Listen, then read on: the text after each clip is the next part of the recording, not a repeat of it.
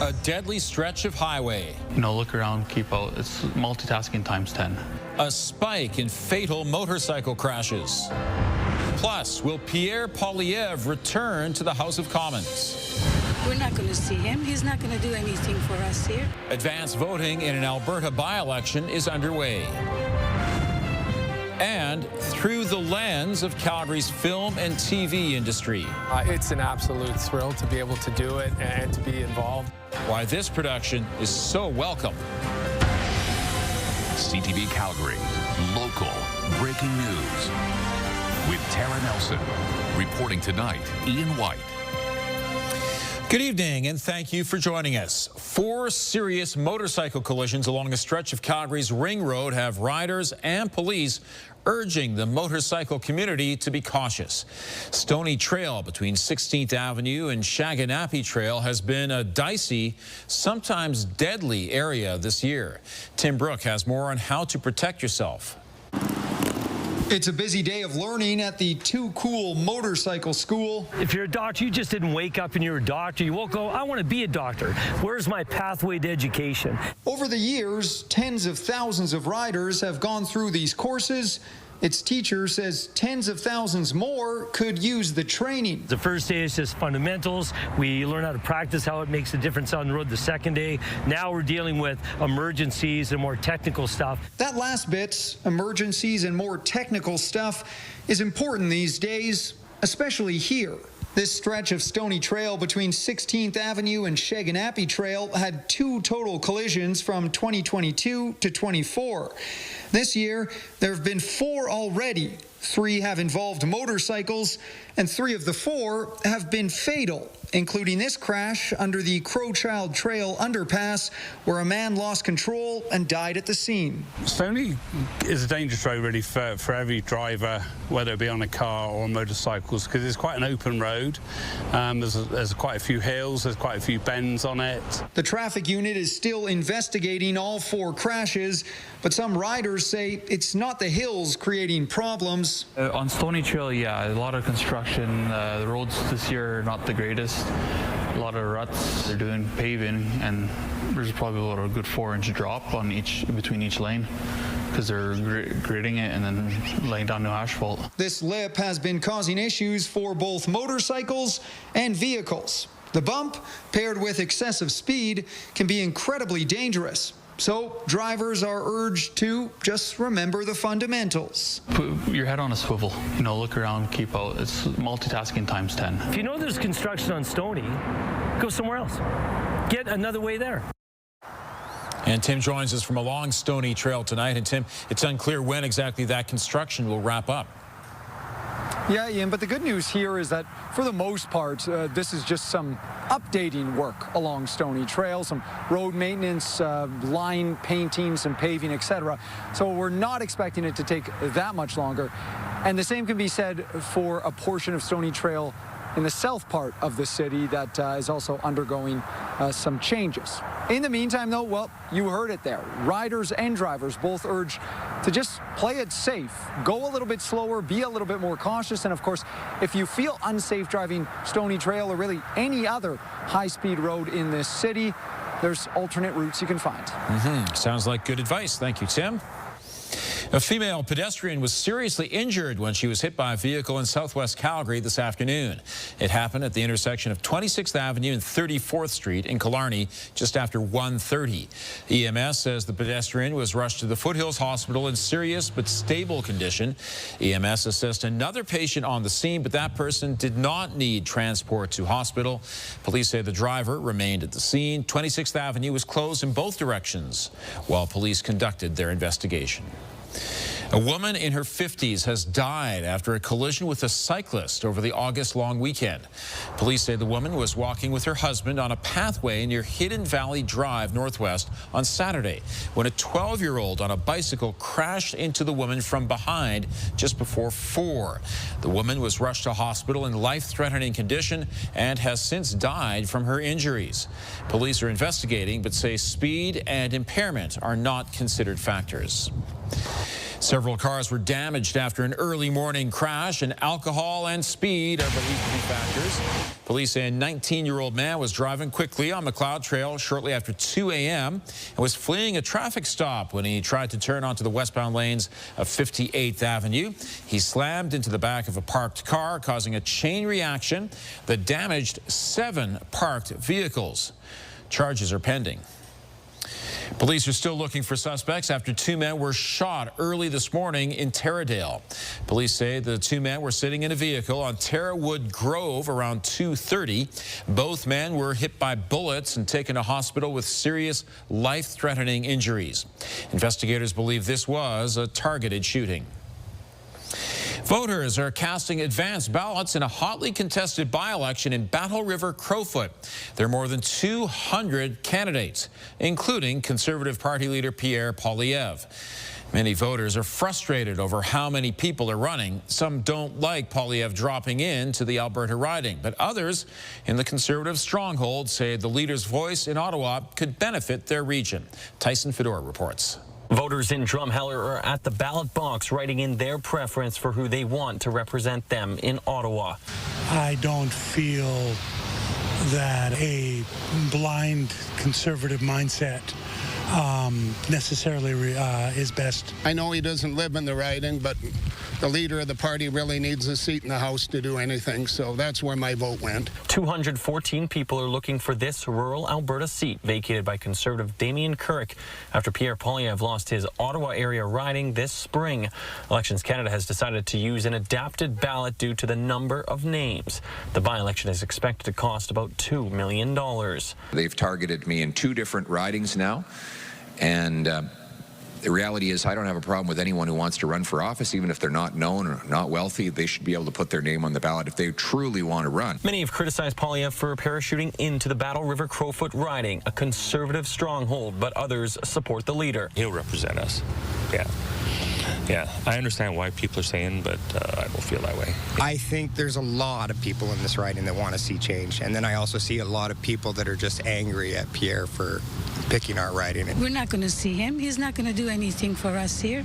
The leader of the United Party of Canada says he is running to offer an alternative for Conservative voters, advocating for change and less Ottawa in Alberta. It's really more about an independent Alberta versus continuing with Ottawa being in our lane, and this discussion about Pierre Poilievre's version of sovereignty. While political experts believe Poilievre will win this race, but expect voter turnout to be low. He will nonetheless interpret it as if he had just walked across the Atlantic Ocean without getting his feet wet. Nobody's expecting him to lose the by-election, but if he doesn't win it by close to 83%, then questions are going to start being raised.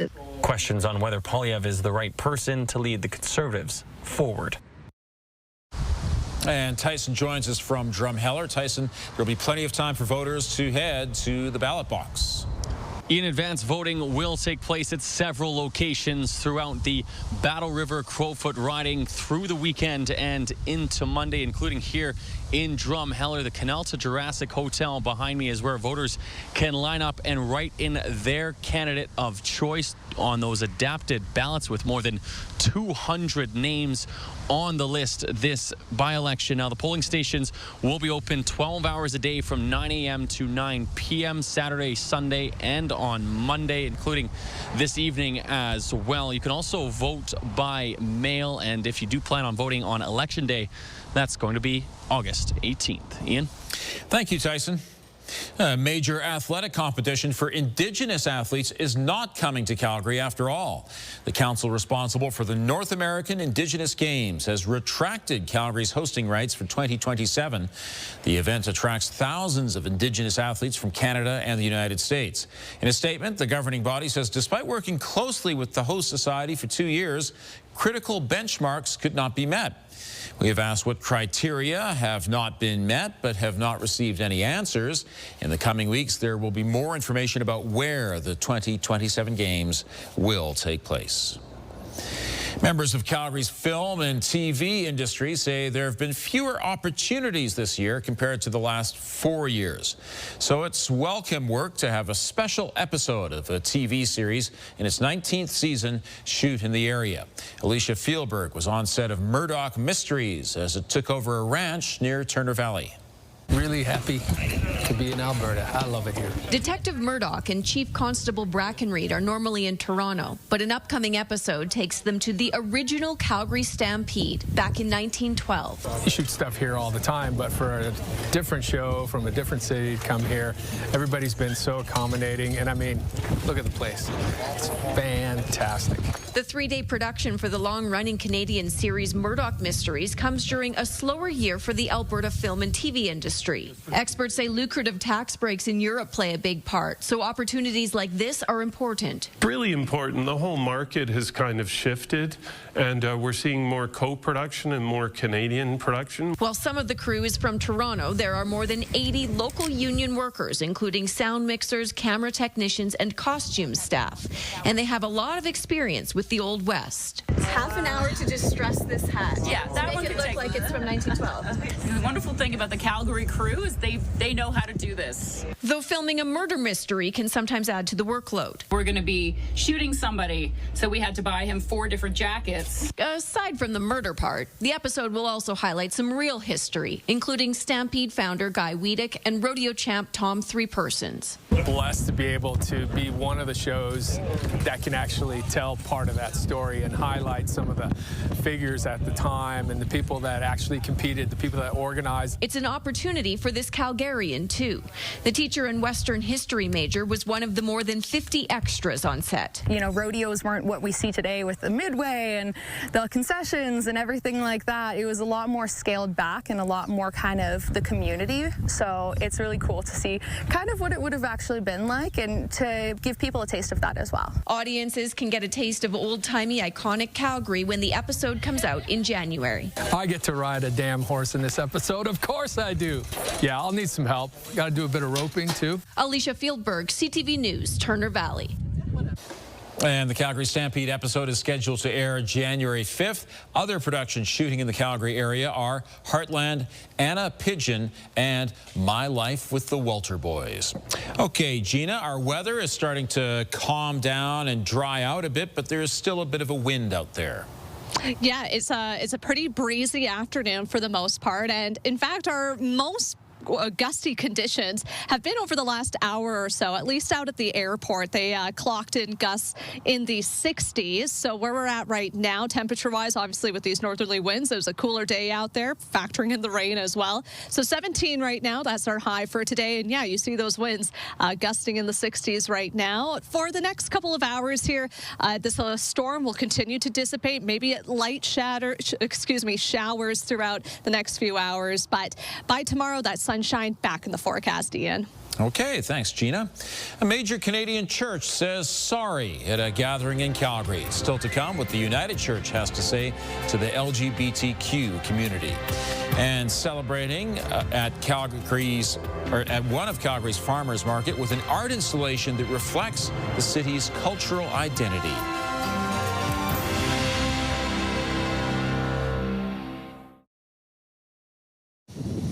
Officials are warning people to avoid swimming in the Cove Beach area of Chestermere Lake after elevated levels of fecal bacteria were detected. Alberta Health Services says the source of the bacteria is unknown. They warn any contact with the water could cause skin, eye, or ear infections. Other beaches on Chestermere Lake, including Anniversary Park and Sunset Park, are unaffected. The United Church of Canada has issued an apology in Calgary to members of the LGBTQ+ community. The act of apologizing is never the end of the work. The church has been allowing LGBTQ+ members to become ordained since 1988, but says it's still important to acknowledge the shortcomings and harm the church has caused to members of the community. The church says it's important to send a message that inclusion and acceptance are critical. And as we see across the world now, there's a pushback on people having the opportunity to say, this is who I am, to be accepted and valued and celebrated for who they are. And we hope that that's one of the messages that will get out. The apology was issued during the church's 45th General Council and during the United Church of Canada's 100th anniversary. Arts Commons is revealing some new details about their future theatre. Officials revealing the Austin Victor Playhouse, a 1,000-seat theatre being built across the street from the current Arts Commons location. They say it will help fill a gap in Calgary's current theatre market. What we see missing even within our own ecosystem is that 1,000 to 1,200 seat theater. And when we zoom out and we look at Calgary, we realize that's also missing within the city. And so as Calgary continues to grow, so too will our cultural aspirations. And having a space that can accommodate that sort of gap right now, I think is pivotal for any creative artist that's wanting to develop new works. And Sarian says the venue could accommodate shows too big for the Max Bell Theatre, but too small for the Jubilee. The theatre is expected to open by late 2028. This is CTV News, Calgary. Gina, with all that rain behind us, we can look ahead to a rather sunny weekend. Yeah, we got a solid stretch of nice, stable conditions coming up. But let's take a look at some of those rainfall totals that we recorded from that recent rain event. Some areas still dealing with some showers. So when I got this information from Environment Canada, they told me 2.6 millimeters for Lethbridge, but that was a little earlier in the afternoon, and they've got some rain on the way right now. So could see that bump up a little bit, but for us here in Calgary at the airport, we recorded about 14 millimeters from the last 24 hours of rainfall. We're sitting at 17 right now, partly cloudy conditions out there. Rain looks to be done for the most part, but might be a couple of areas in the city that see a few more scattered showers. But obviously, this system really cooled things off today, so we're sitting at 17 in Pincher Creek, 16 for Lethbridge, and 20 in Brooks for central Alberta. Pretty similar setup, but you can see the more north you go, there's warmer air hovering in the north half of the province that we'll eventually see down here as well as this ridge of high pressure starts to move in. But still some areas seeing funnel cloud possibly, so an advisory is in place for areas east of Edmonton along the Saskatchewan border there. And when we factor in the radar satellite, you can see why they have that advisory, and still a lot of convection possible with this system, but we're just right on the outskirts of it. So we're probably seeing the end of that low pressure system as it continues to move towards the east of us here and start to impact areas like Saskatchewan and Manitoba more. They could certainly use the rain. Let's just hope that lightning doesn't cause any issues for them. When we look at the next couple of days here, your regional forecast showing a mix of sun and cloud for many areas throughout the weekend and a nice increase in the temperatures as well. Many places will get to seasonal temperatures or higher by the time we get into Sunday. That's when that ridge really starts to settle in over the province. Some areas like Medicine Hat and Lethbridge, by the time we get into next week, will even see temperatures into the 30s once again. So when we look at, I'm going to advance this once more here so we get your Action Furnace 5-day forecast for you. Sunny in the morning for Saturday. We'll see building cloud in the afternoon, and then that nice steady stretch from Sunday to Tuesday there of mainly sunny conditions and temperatures above seasonal. Thank you, Gina. A local artist is exploring Calgary's Crossroads Market. She hopes to preserve the history of the market, which first opened in 1987. Kevin Fleming has more. She's a regular at the Crossroads Market, and Zia Lee carries a camera many days instead of a shopping bag. She grew up in China, where markets were part of everyday life for her and her parents. The Crossroads Market also remind me those experiences and those feelings in my hometown, actually. And also, I moved to the Calgary for 10 years, and I think here is the place where I can find the feeling of being at home and the belonging. Yeah. Lee is developing her pictures using the cyanotype method on glass that creates a transparent blue image. She's framed them so they look like drawers that are holding precious memories. When light passes through the glass, it creates shadows. And especially the shadow of the this glass panel, they are like a very blur, but it still can have some images. So It's like a visualization presentation of the memories. Lee's an artist in residence at the Alberta Society of Artists on the second floor of the market. Usually, you know, when we have an artist come in, their work is done. So and for me too, it's been really interesting to see the work as it progresses and get to know a little bit more about the process through actually seeing it versus just hearing about it. Crossroads moved to its current location in 1999, and what used to be a slaughterhouse has turned into a vibrant market. Nicola Shawn says it's intertwined with the Calgary arts community, and she's excited it's the focus of an exhibit at the gallery. If someone is intrigued with our history and what we've done and where we've been and where we are planning on going, certainly, and want to do it from an artist's perspective, we're in. We're like, game on, bring it on. Lee says rather than capturing people in her images, she's focused on some of the spaces that visitors might not always see. Kevin Fleming, CTV News, Calgary. And Lee's work will be finished by August 23rd, and the gallery will host an open house with her that afternoon. We have more information about the society on our website.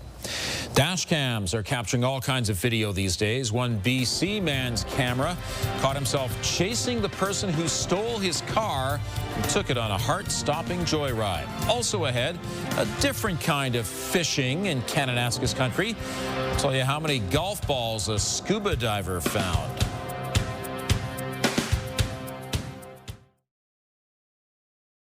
Rap, and we run up and grab our subject.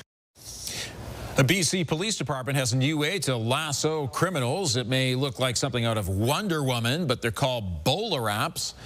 Abbotsford Police are the first jurisdiction in the country cleared to use them. It's a non-lethal device that shoots a rope around a fleeing suspect's legs to slow them down. The police force bought 6 devices for about $2,000 apiece. Police in Edmonton have tracked down a car they believe was involved in a deadly hit and run last year. Police say someone was driving this blue 2017 Mazda 3 when they hit and killed a 13-year-old cyclist in southeast Edmonton. It happened in May of last year. Police say thanks to tips from the public, the damaged Mazda was found at a repair shop in Edmonton. Police are still looking for the driver. A Vancouver man says he's learned a valuable lesson after someone stole his car when he momentarily left it running and unlocked. As Ben Milger reports, the suspect went on a dangerous joyride through the city, and it was all caught on dash cam. On foot, Michael Aresta chases his own stolen car down the street. Here's the exact moment when I catch up to her here. I'm banging on the window. She speeds off. As you can see here, just no regard. That's when the thief began to drive erratically, running multiple red lights, almost hitting cyclists here and a pedestrian here. She swerves around another car to drive through a bike lane. Here, she dodges oncoming traffic on the wrong side of the road before jumping the median and getting back on the right side. I've had a chance to look at a video that is apparently related to this theft. We're still investigating it at this point, but the driving was atrocious. It was dangerous, it was selfish, it was needless to say, many people could have been hurt. Aresta says he was only gone a moment when he left his car running and unlocked while ducking into a store on Abbott Street. It was very quick, right? Just a minute and a half. But I mean, it's a lesson learned for sure, right? A few seconds, a minute. Like, it's just not worth it, right? It could happen anywhere. Vancouver police found the car abandoned and still running several hours later. After recovering the car and reviewing the dash cam footage, Vancouver police say they have identified a person of interest, but have not announced any arrests or charges. And now we're slowing things down. Everyone's safe. We're trying to work backwards to ensure that we have the best evidence to give to Crown to support hopefully upcoming charges. Aresta is grateful nothing tragic happened. I watched that footage back and I was just so surprised that nobody was hurt. Police still have Aresta's car in the impound yard, and he's been in touch with ICBC about next steps. Ben Milger, CTV News, Vancouver. A dream vacation turned into a nightmare for one cruise passenger after the water slide they were riding broke. Oh my God, someone just fell out of the slide. Oh my God. Dramatic video captured the chaos on board Royal Caribbean's Icon of the Seas yesterday after an acrylic glass panel shattered mid-ride.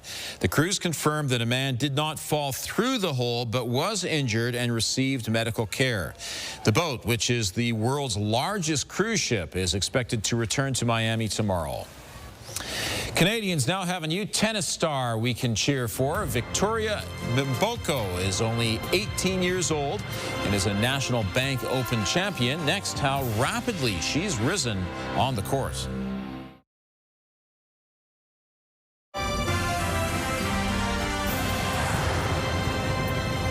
There's a new sensation in tennis, and she's Canadian. 18-year-old Victoria Mboko won the National Bank Open in Montreal last night. At the start of the year, she was virtually unknown, but now Mboko has her sights set on the U.S. Open. John Venevali-Rao reports. For Victoria Mboko, it was a magical moment and the stunning end to a fairy tale run in Montreal. I think when I had that winning moment and seeing so many people standing up and cheering for me, it was kind of a surreal experience. Mboko taking the tennis world by storm after beating the former world #1 Naomi Osaka. Among the 4 Grand Slam champions, the 18-year-old unexpectedly bested to get to the top at the Canadian Open. Honestly, I would have never believed that I was going to end up in this exact moment, so it's just amazing. On social media, now retired Canadian tennis star Eugenie Bouchard simply writing, Vicky. She was very passionate about playing. In Burlington, Ontario, her former coach said Mboko started playing tennis when she was around 4 years old. And from the outset, he says her competitive spirit was notable, constantly wanting to beat her much older siblings. Even from a tender age of 5 or 6, when she was on the court training, she was very locked in. Unusually so for somebody that young. Mboko was born in North Carolina to Congolese parents, but grew up in Toronto, and until recently was largely unknown, getting a bit of attention in late May when she made it to the 3rd round of the French Open. This time last year, Mboko was ranked 351st in the world, but has now jumped to 24th and is the highest-ranked Canadian player, beating Osaka Thursday while playing with a wrist injury that had her at the hospital getting an MRI before that final match, making the win even more remarkable. We've seen tennis players miss an entire season with a wrist injury.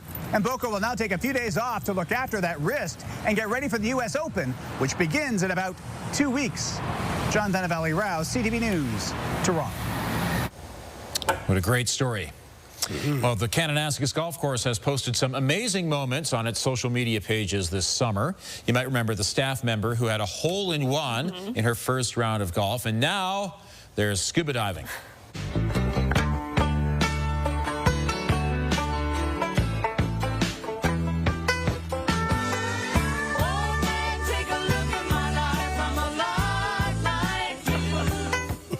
You know that one hole on the golf course where your ball almost inevitably ends up in the drink?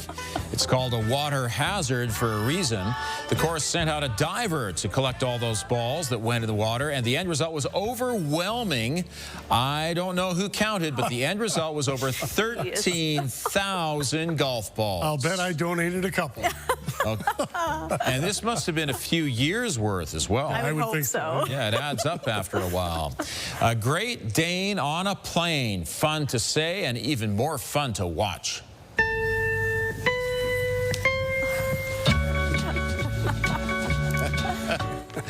This is Horace. He was quite the star on a recent flight in Mexico. In fact, you'll notice people got several angles of the dog hanging out on the flight. Oh. This video got 250,000 likes on the We Rate Dogs Instagram page, and there were plenty of great comments. Katie Abrams said, I'd put his oxygen mask on first before my own. Oh. I'll tell you, a whole lot better than snakes on a plane. No kidding. Yeah, seriously. Great Danes on a plane. Love it. It may be the new frontier in travel, a remote worker at the hotel desk. Check this out. We need 1 room key or 2 room key? 2, just in case I lose one. Yes, I'll look into this for you. Pete Sager posted this video on his TikTok page. The check-in at a La Quinta Inn in Sunrise, Florida was done with the remote worker on a video screen. Wyndham Hotels, which owns La Quinta, says this hotel is a franchise and this form of check-in is not brand approved. Wyndham requires a team member physically stationed at the front desk at all times. Sorry, don't like it. Nope, don't like it. Yeah, I have a feeling that franchise arrangement may end soon if they don't change that situation. Well, the Calgary Zoo kept them in quarantine for a time. Now 2 orphan cougars from Alberta have a permanent home. Still to come on CTV News. We'll show you where they ended up.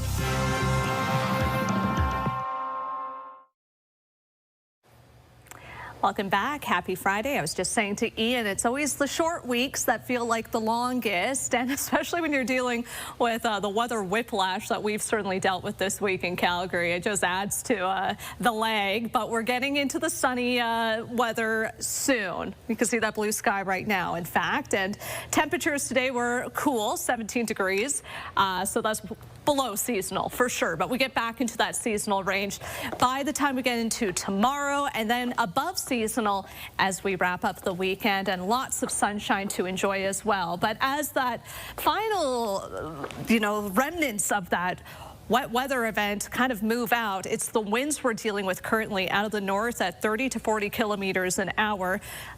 Around the 5 o'clock hour, we saw those winds gusts at about 64 kilometers an hour. So winds will start to die down, conditions will clear up, and temperatures start to warm up as we get through tonight and into tomorrow. But still a messy mix to the east of us for sure. But your futurecast showing those nice clearing conditions as we get into Saturday morning there. We'll definitely see most of the sunshine tomorrow in the morning, and then it's in the afternoon that we start to see a bit more of that cloud work its way back in. Some scattered showers possible in the early morning hours of Sunday, and then a ridge of high pressure really starts to settle in. That's going to warm things up, keep us nice and sunny really from about Sunday to Tuesday, and then we get the breakdown as we get into Wednesday. Taking a look at your 24-hour forecast brought to you by Action Furnace, fixed rate or it's free. Down to 13 tonight, Ian, up to 22 tomorrow. Thanks very much, Gina. Motorcyclists are being warned to be extra careful in a construction zone along Stony Trail. 3 fatal motorcycle crashes have happened in the Northwest in just the last 2 months. A woman has died in hospital several days after a 12-year-old on a bicycle hit her on a Northwest Calgary pathway.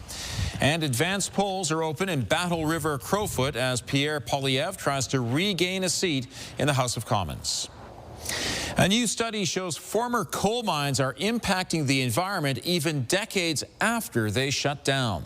Samples were taken from rivers near 3 old coal mines in Hinton that shut down in the early 2000s. Even with the mines gone, rivers still had high levels of selenium and other pollutants. The Alberta NDP is calling on the province to stop any prospective coal developments. They believe this shows coal pollution cannot be contained. What it's shown is that maybe some of the mitigation effects weren't working. Maybe the fact that they're trying to reclaim the area hasn't worked as well as they thought it did, because miles downstream you're having elevated levels of selenium and nickel and other toxic. Earlier this year, the Alberta Energy Regulator granted exploratory permits for the Grassy Mountain site in the Crow's Nest Pass. The AER says the small-scale project likely won't impact water quality downstream. The job market is tough for a growing number of Canadians this summer, especially young people. 41,000 jobs were lost in July, driven largely by people in their late teens and early 20s. But the overall unemployment rate remains stable. Abigail Beeman has the latest snapshot of the Canadian economy. Noah Kelly has been applying everywhere with no luck, and the timing is urgent. I'm getting evicted because I lost my last job, and now I can't make my rent. The unemployment rate for those 15 to 24 hit 14.6 in July. That's the highest since 2010, excluding 2 COVID years. It's been incredibly difficult to find a job, especially as a person who doesn't have experience previously. Overall, there were 41,000 job losses in July compared to 83,000 gains in June. Hardest hit, full-time workers, down 51,000. The Prime Minister pointed to wage growth as a good sign. That, combined with the tax cut that we put in place, combined with the removal of the consumer carbon tax and other measures, progress on cost of living. Just to be clear, progress. We're not satisfied that that's enough. There's much more that needs to be done. But these government workers involved in student hiring say Mark Carney's looming savings targets are already making a difference in their departments. Hiring this summer has been difficult. You have to look at every specific detail and make sure that this student can be funded. Less departments are interested because they have less money, they have to cut spending.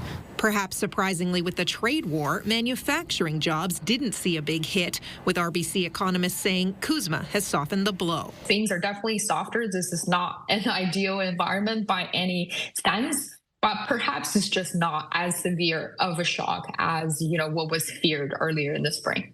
RBC cautiously optimistic that unemployment rate will peak soon, around 7%, and also predicting no further interest rate cuts from the Bank of Canada. Abigail Beeman, CTV News, Ottawa. The biggest job losses last month were in Alberta and BC. Saskatchewan was the only province that added jobs. 2 orphan cougar kittens we first told you about in the spring have a new home. Their mother was killed by a hunter near Canmore. As Christine Long reports, a rural Quebec zoo has now taken them in. In February of this year in Alberta, a mother cougar was shot, leaving behind her babies, says Park Safari CEO Serge Lucier. I have 2 cubs, 2 kittens, 5 months old, 4 or 5 months old. Out in the wild, they will die. They can't survive. I have 2 options. The provincial law says animals from the wild that cannot survive can be placed in an accredited zoological institution, CASA, for instance, as we are, or euthanized. We don't want to euthanize them. He called on the Calgary and Vancouver zoos to hold the cubs while Park Safari revamped an enclosure for the siblings, who seem to be settling in, says Lucier. Not as shy, the female a little more shy. Her security is her brother. That will change in time, right? That will change in time. He adds that cougars are not an endangered species, yet certainly more rare than they used to be. There used to be cougars all over eastern Canada. There's none in Ontario or Quebec. There's none east. There's none in eastern United States anymore. They used to be all over, right? Only out west. But let's protect what's left. Park Safari has a naming contest for the 2 new residents to encourage families to get involved and learn more about these big, beautiful cats. Park Safari is open 12 months a year for visits, but nap time on a hot day means these cubs are usually just chilling. Christine Long, CTV News. The Stampeders want to stop a losing streak this weekend, and a rookie on defense hopes to make an impact. Glenn has his story coming up.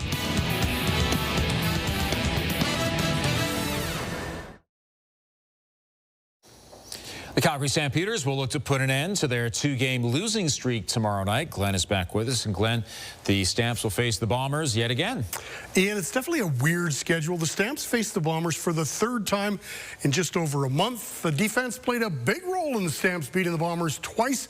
And one of the players making an impact is a rookie. Receivers out to the right. Brown's going to throw in his direction. It's taken away. Intercepted by Jaden Grant. This is Jaden Grant's first year in the CFL, and the rookie's been making some big plays. The 27-year-old out of Portland, Oregon, is just happy to have a place to play and is loving life in the CFL.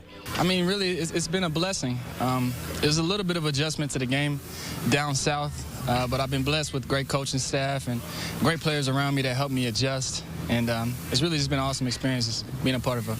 In 8 games with the Stamps, Grant has a pair of interceptions and 13 defensive tackles. Head coach Dave Dickinson says he's been one of the best rookies on the team. Really smooth, settled in there. Doesn't make a lot of mental errors, which is surprising for a rookie. Even though he's young and a rookie, he's a pro. He really understands what it takes to take care of your body and do the right thing, so he's really fit in well. That's just how I was coached to play the game, especially as a safety. Your job is to kind of protect and help everybody else and really make everybody else's job around me a little bit easier, so I try to do that wherever I am. Being athletic runs in the family for the Grants. His dad, Brian, played 12 seasons in the NBA with the Sacramento Kings, the Portland Trail Blazers, the Miami Heat, the Los Angeles Lakers, and the Phoenix Suns. Jaden says he's learned a lot from his dad, no matter what sport he was playing. One of the biggest things was how to approach the game as a professional. I got to witness that firsthand growing up. But I think the biggest thing that I took away from my dad is how to be a good teammate. How to put my teammates before myself, how to sacrifice and really do whatever it takes or whatever your team needs to do, and whatever your role may be. Now, even though Grant didn't follow his father as a basketball player, he did play the game his entire life at a very high level. He actually didn't start playing football until halfway through his senior year at high school, but obviously fell in love with the game, now makes big plays for the Stampeders. Grant and the Stamps up against the Bombers. Tomorrow kickoff for that game a little after 5 at McMahon. Calgary FC back in action this weekend as they host the Halifax Wanderers. Things getting tight in the PCL standings with 3 teams in a battle for 3rd place. Cavalry tied with York United with 25 points, and the Wanderers just 1 point back of them. It's been a tough stretch for Cavalry. They've lost 3 in a row. Now they're back on home turf, and they want to put an end to their losing ways and start another winning streak. We've had a tough last couple games, but we have a big opportunity to back in front of our home fans, which have been unbelievable this season. So we just got to take advantage of playing at home. We're the only ones that can control what we can control. Last few results haven't been good. Last month's been garbage, to be honest, in terms of results, but performances have been there. That's the control we have to take. We're coming home after a couple of days away, couple games away, and the lads are full of energy and they need to vent it towards something and someone, and that team needs to be Halifax. One more note from Cavalry. They've loaned forward Jay Herdman to Vancouver for the remainder of the 2025 season. That allows him to play more minutes. Kickoff for tomorrow's game, 3 o'clock at Adco Field. Well, the Okotoks Dogs are through to the next round of the playoffs. The Dogs took care of the Brooks Bandits 9-2 last night. They won that first round series 2 games to none. The Dogs now move on to the West final against either Lethbridge or Sylvan Lake. That series gets underway Sunday at Siemens Stadium in Okotoks. All right, we've got good weather for baseball, soccer, and football over the weekend, yes. And also to mow the lawn that has grown this high over the past couple of weeks. And right? get rid of those mushrooms, too. Yes. I know those have been popping up in a lot of yards as well. Hey, you might even want to go out to K-Country this weekend, do a little hiking like Darren did, capturing this gorgeous shot of Rummel Lake. Look at that beautiful clear blue water. This picture for your weather window, brought to you by Lux Windows and Doors, crafting quality windows and doors for your style, budget, and Alberta's climate. Yeah, a good news story for anybody who has outdoor plans this weekend. We finally have some stability, some nice calm conditions out there. Saturday morning is going to be nice and sunny. By the time the football game happens, expect more cloud in the sky, but still very nice, comfortable temperatures, and then more of that sunshine on Sunday. I'm in the Dragon Boat Festival, actually. I'm going to be rowing in that with so I'm very pleased with the forecast so far, but that might not help me with my rowing game, so we'll see how that happens. But yeah, just a fabulous weekend